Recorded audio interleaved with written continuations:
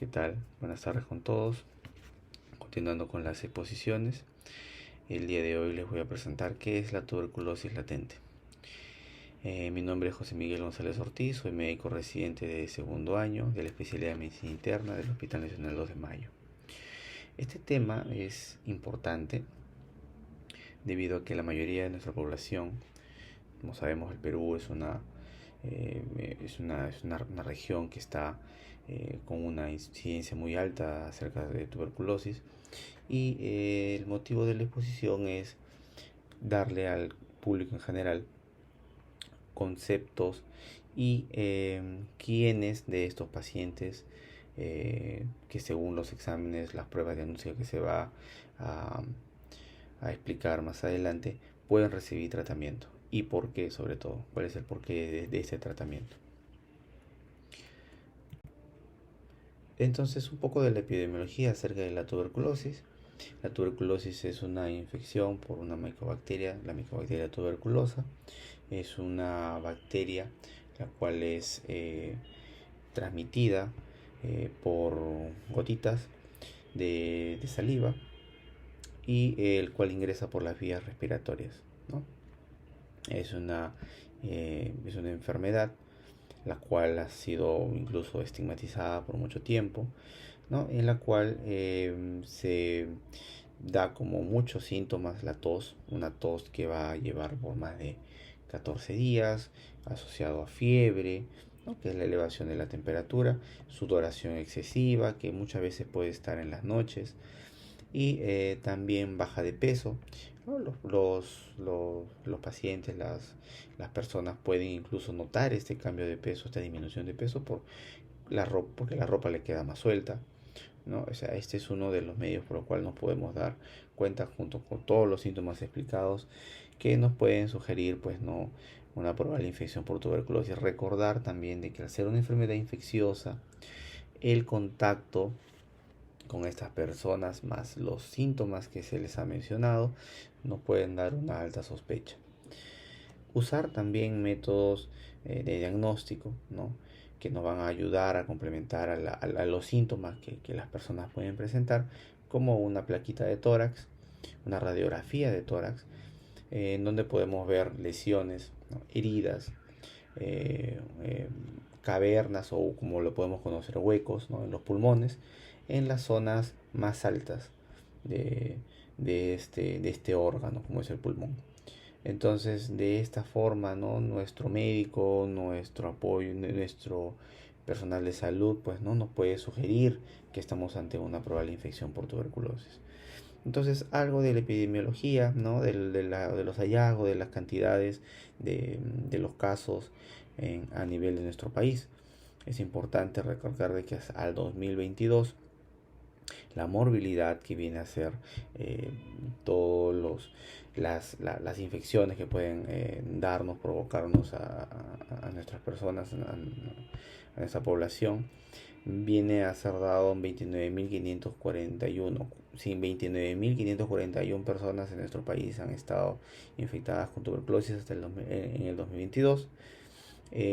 Casos nuevos de tuberculosis detectados, 28.339 pacientes. Casos nuevos de tuberculosis, frotis positivo. Frotis positivo quiere decir de que en el examen de BK, ¿no? Que es un examen donde los pacientes, ¿no? Coleccionan una muestra de saliva, ¿no? Propiamente no es la saliva, pero para que ustedes me entiendan, lo cual uno lo realiza con mucho esfuerzo, tratando de sacar la mayor secreción posible de nuestra vía respiratoria, tosiendo, para recolectar esta muestra. Esta muestra la llevan a los laboratorios de microbiología, donde estudian pues, las bacterias, en ellas la tuberculosis, y hacen un extendido en una lámina, lo que se le conoce como frotis. Aquí es donde las personas, los encargados, ¿no? El personal de salud encargado, pues puede encontrar al propio bacilo directamente a la microscopía y por lo tanto pues nos puede dar un frotis positivo. Eso quiere decir, entonces, los casos de tuberculosis multidrogo resistente, para que ustedes me entiendan, es una tuberculosis que tiene mejor dicho, que no podemos tratarlos con nuestros fármacos más comunes para el tratamiento de la tuberculosis. Estos fármacos pues se crea una resistencia, así como pueden eh, ser más peligrosas, dañar mucho más a nuestro sistema, bueno, a nuestro cuerpo, a nuestros pulmones, y por lo tanto es una tuberculosis de un poco más de difícil manejo, ¿no? En Lima y Callao estos casos han ido aumentando. Entonces, este es nuestro mapa de calor, ¿no? Vemos que, por ejemplo, en las regiones pues de la selva, pues, ¿no? Los casos están presentes con mayor cantidad, ¿no? Y bueno, en la región de Callao y Lima también. Podemos nosotros, según la OMS, que es la Organización Mundial de la Salud, que a nosotros como personal de salud nos da muchos lineamientos acerca en muchas ocasiones, ¿no? Acerca de los objetivos que tenemos que tener como sistema de salud nacional. Entonces, este organismo, la Organización Mundial de la Salud, pues nos da a nosotros un estimado como meta, en este caso de la detección de la tuberculosis. Nuestra meta, el estimado que ellos proponen como Organización Mundial de la Salud, no solo nos lo dan a nosotros, sino a muchos países de la región, es de 37.000 pacientes diagnosticados al año de tuberculosis. Nuestra meta como país es de 90% de esta cantidad, que viene a ser unos 33.300 pacientes. Vemos en esta gráfica que hacia el año 2016 pues esta cantidad acortaba brechas con respecto al 2015 en un 31.079 pacientes. Ya para el año 2018 esta cantidad disminuye, logramos un objetivo mucho más alto, que es lo que nos propone la Organización Mundial de la Salud, ya hasta llegar a un 32.642. Pero en el 2019, ¿qué fue lo que pasó en el 2019? La presencia de la pandemia pues nos trajo muchos problemas con respecto eh, a la detección de estos casos, ¿no? Ya que los centros de salud pues ya, si bien no se cerraron, ¿no? Para la detección y el control de la tuberculosis, pero sí nos priorizaron la atención hacia los pacientes con COVID-19. Ya para el 2020 pues se ve claramente la caída, ¿no? Hacia unos 24.581 pacientes. Pero ya para el 2022 pues esa cifra va aumentando, ¿no? Vamos recuperando las primeras instancias de la atención primaria de salud. Entonces, ¿cómo nosotros podemos prevenir desde un inicio, desde edades tempranas, la tuberculosis con las inmunizaciones? ¿Qué son las inmunizaciones? Son las vacunas.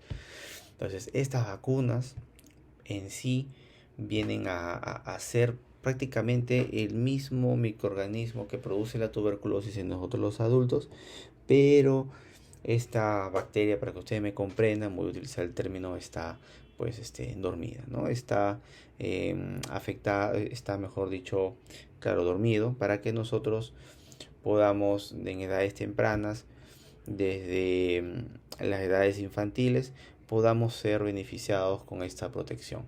Las vacunas nos protegen a nosotros de múltiples enfermedades, pero en la tuberculosis no es que nos protejan de todos los casos de tuberculosis, si no, pues no hubiera la tuberculosis.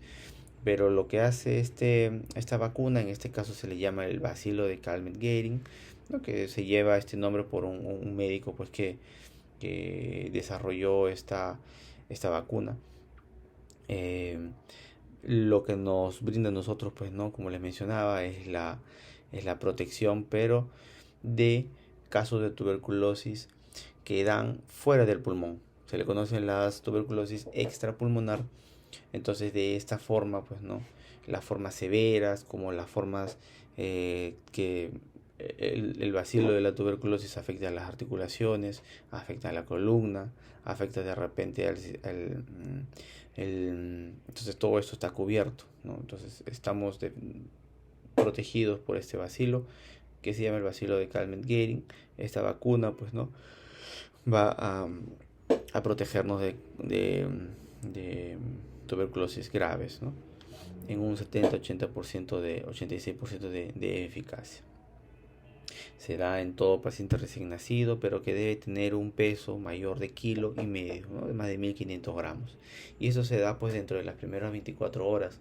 Pero si en caso no podemos vacunar a nuestro paciente, podemos hacerlo dentro de los 11 meses, en casos extremos.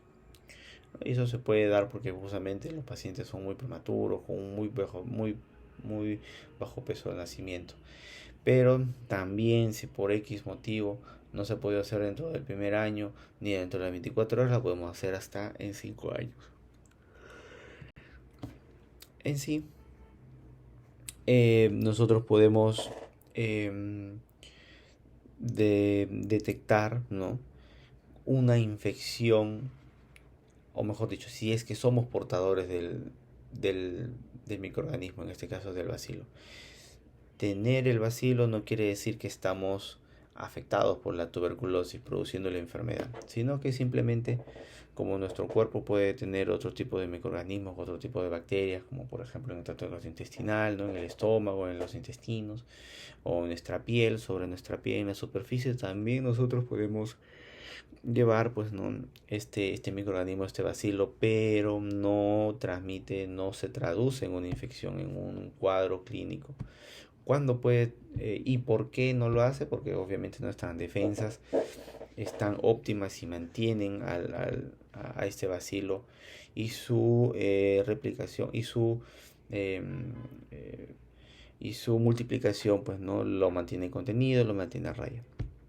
Entonces, ¿cómo nosotros podemos saber si que está este bacilo presente en nuestro organismo? Mediante una prueba de tuberculina, también, que es la más conocida y que está al alcance de todas las personas, de todos los pacientes. Hay otros métodos como el IGRA, ¿no?, que es un método que quizás a la exposición no viene al caso, pero es un método más avanzado de diagnóstico de, del bacilo, ¿no? Entonces, la prueba de tuberculina, o como se le conoce como PPD, consiste en que nos aplican a nosotros con una agujita muy fina, ¿no?, a nivel de la piel. eh, nos no aplican, ¿no? Nos aplican esta, eh, los bacilos propiamente, y em, en la cara externa del antebrazo, inyectando una cantidad mínima, un cc de tuberculina vía intradérmica. ¿Cuándo sabemos de que nosotros estamos, ¿no?, con esta infección, con este bacilo? Cuando se nos forma un abón, una roncha, para que me puedan comprender mejor, mayor o igual de 1 centímetro. Entonces ahí viene a ser pues no positivo. Pero en pacientes que tienen las defensas bajas, puede ser como por ejemplo los pacientes que tienen VIH, los pacientes que reciben fármacos, o mejor dicho, medicamentos que bajan las defensas. En estos pacientes, pues no, o pacientes posoperados, complejos, pacientes trasplantados, son pacientes que tienen las defensas bajas. Entonces, en estos pacientes van a ver que esta roncha, que este abón, ¿no?, esta roncha, es positivo cuando es mayor a 5 milímetros, a la mitad de 1 centímetro. Ahí es positivo. Entonces, como nosotros sabemos que tenemos una infección latente, mejor dicho, que no va a traducirse clínicamente, cuando el PPD es positivo, más una clínica, más ausencia de la clínica en los pacientes. O sea, si un paciente sale positivo para el PPD, ¿no?, mayor de 1 centímetro, pero usted no presenta, pues no presenta fiebre, no presenta baja de peso, no presenta tos, no presenta sudoración, simplemente lleva el bacilo, pero no está usted haciendo la infección de tuberculosis que produce este microorganismo. Entonces, eso quiero que se pueda entender, ¿de acuerdo? Entonces, cuando un paciente común puede recibir tratamiento. Nosotros sabemos que los pacientes con tuberculosis pues reciben tratamiento cuando tienen la infección, ¿no? Pero cuando no hay clínica, cuando no hay síntomas, ¿cuándo un paciente puede recibir pues tratamiento, los fármacos, los medicamentos? ¿No? Quizás los tiempos, quizás los tipos de medicamentos no es la razón o el motivo de esta exposición, dado que es para público general, pero saber cuándo nuestros pacientes, nuestros familiares, ¿no? Pueden recibir pues, ¿no? fármacos, es cuando son pacientes menores de 5 años, pacientes pequeños en contacto de un familiar, de un amiguito que haya tenido mucho contacto, ¿no? Muchas visitas, mucho tiempo juntos, ¿no? Independientemente de esa pruebita que le mencionaba el PPD. Pacientes, pues, ¿no? Que tienen diagnóstico, pues, ¿no? De virus, de inmunodeficiencia humana, lo que se conoce como VIH. Independientemente del tamaño del PPD, eh, se le da pues tratamiento, ¿no? En pacientes que tienen una conversión reciente de 2 años del PPD en contacto en contacto con tuberculosis pulmonar. ¿Y esto cómo lo podemos entender? Eh, para que me puedan comprender, ¿no? Si un personal, pues, ¿no? De salud, eh, por ejemplo, este año se toma un PPD y sale negativo, el otro año se vuelve a tomar un PPD y sale positivo, ese personal de salud requiere de el tratamiento para TBC latente, ¿no? Un tratamiento de terapia preventiva. Pero si un paciente, ¿no?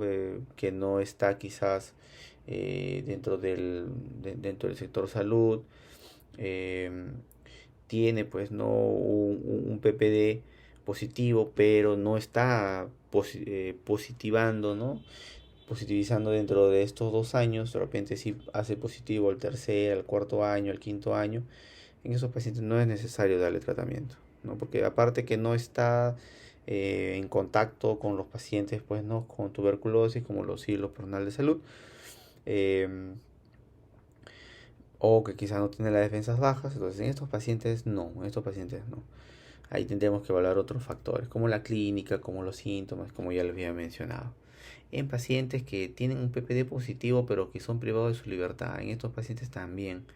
Entonces, también o que consumen drogas, o personas con vulnerabilidad sanitaria, ¿no? Entonces, para llevarnos y a ir terminando la exposición, primero es descartar la enfermedad pulmonar activa. ¿Y cómo la descartamos, señores? Con la clínica, con la radiografía, con una evaluación que pueden ustedes tener yendo a su médico, ¿no? Entonces, si estos pacientes tienen una evaluación, una clínica, unos síntomas positivos y sale un PPD positivo, ahí recién podemos darle a nuestra población, a ustedes, eh, la quimioprofilaxis, o sea, el tratamiento preventivo. Eso sería todo. Muchas gracias. Hasta luego.